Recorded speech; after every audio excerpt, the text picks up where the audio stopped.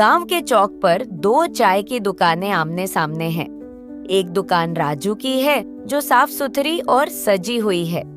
दूसरी दुकान मोहना की है जो थोड़ी गंदी है, लेकिन वहाँ ज्यादा भीड़ रहती है क्योंकि मोहना ग्राहकों को लुभाने के लिए सस्ते दाम और झूठे वादे करता है।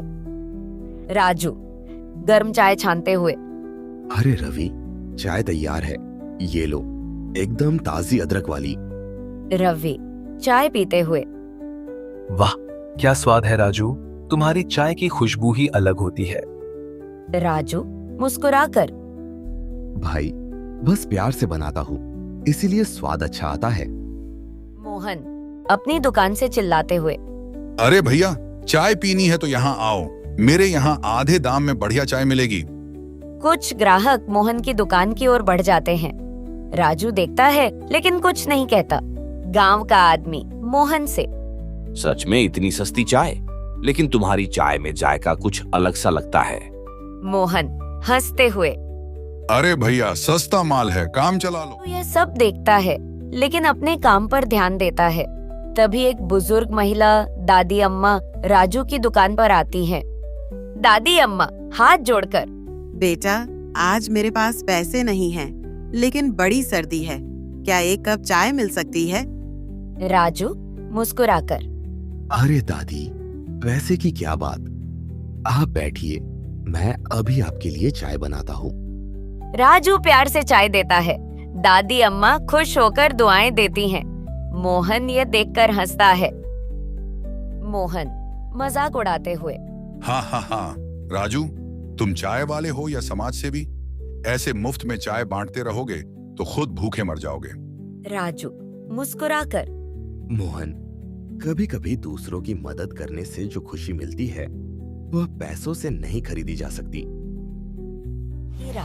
रात का समय है। अचानक तेज बारिश होने लगती है। राजू अपनी दुकान को ढकने में लगा है, जबकि मोहन जल्दी से अपनी दुकान बंद कर देता है और भाग जाता है। रवि राजू से, भाई इतनी तेज बारिश में दुकान खोलने की जरूरत है क्या? राजू चाय बनाते हुए, रवि, बारिश में चाय पीने का मजा ही कुछ और होता है। कोई ठंडा यात्री यहाँ आएगा तो उसे गर्म चाय मिलेगी। तभी एक आदमी भीगता हुआ दौड़ता हुआ आता है। वह कांप रहा है। यात्री ठिठुरते हुए, भाई एक कप चाय मिल सकती है, बहुत ठंड लग रही है। राजू मुस्कुराते हुए, बिल्कुल भाई, बैठो, अभी दे। राजू उसे गर्म चाय और एक सूखा गमछा देता है। यात्री खुश हो जाता है। यात्री चाय पीकर, वाह, बहुत बढ़िया चाय है। मैं शहर का एक बड़ा व्यापारी हूँ, तुम सच में बहुत अच्छे इंसान हो। अगर कभी जरूरत हो तो मुझसे मदद मांगना। राजू मुस्कुराता है लेकिन कुछ नहीं कहता। अगले दिन मोहन एक नई योजना बनाता है। वह अपनी चाय में हल्दी और कुछ खुशबूदार चीजें डालकर दावा करता है कि उसकी चाय सेहत के लिए सबसे अच्छी है। मोहन चिल्लाते हुए, आइए आइए, मेरी चाय सेहत के लिए सबसे फायदेमंद है। जो मेरी चाय पिएगा वह कभी बीमार नहीं पड़ेगा। कुछ ग्राहक लालच में आकर उसकी चाय पीते हैं, लेकिन धीरे धीरे उनकी तबीयत खराब होने लगती है।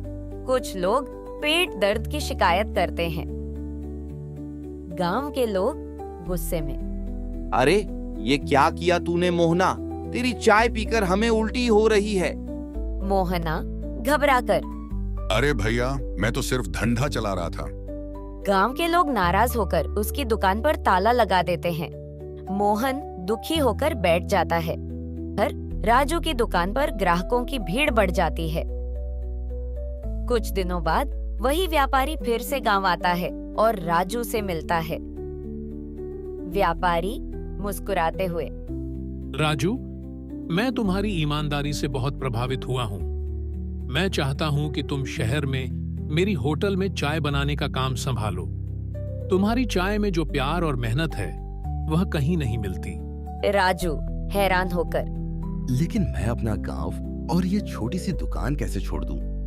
व्यापारी हंसते हुए, मैं तुम्हारी दुकान को भी बड़ा कर सकता हूँ। तुम्हारी मेहनत और ईमानदारी की कदर करनी चाहिए। राजू सोच में पड़ जाता है। तभी मोहन वहाँ आता है जो अब गरीब और लाचार हो चुका है।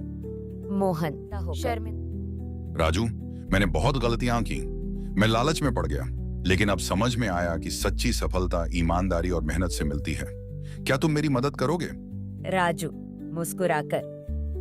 भाई, जब तक इंसान अपनी गलतियों से सीखता है तब तक देर नहीं होती। आओ मेरे साथ काम करो। व्यापारी खुश होकर तालियां बजाता है। गांव के लोग भी राजू की तारीफ करते हैं।